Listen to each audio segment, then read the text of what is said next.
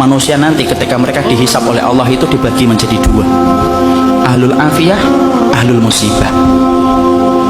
Ahlul afiyah itu siapa? Orang yang jarang diuji dengan sakit, orang yang jarang mendapatkan ujian dalam kehidupan, jarang mendapatkan kesempitan.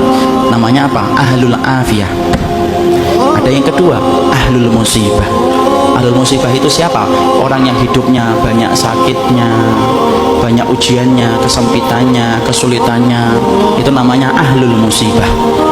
Ya. Ketika mereka dihisab oleh Allah Subhanahu wa taala, Allah kemudian menyampaikan bagi dua, ahlul afiyah dengan ahlul musibah.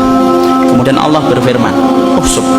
Hisab itu ahlul afiyah, ahlul musibah dulu. Ahlul musibah kemudian dihisab oleh Allah lebih dulu. Para malaikat menghitung satu persatu perbuatannya dan menghitung bagaimana ujian yang dia rasakan dalam hidup ketika bersabar.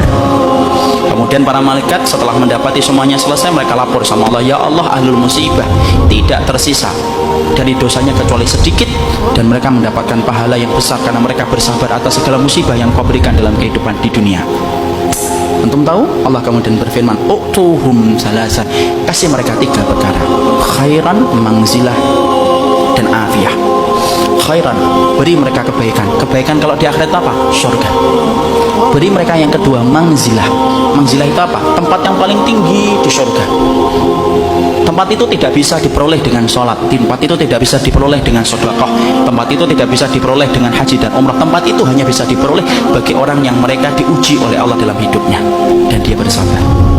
Dan yang ketiga, afiyah, kasih mereka kekuatan untuk menggantikan kekuatan yang aku ambil ketika aku menimpakan musibah kepada mereka.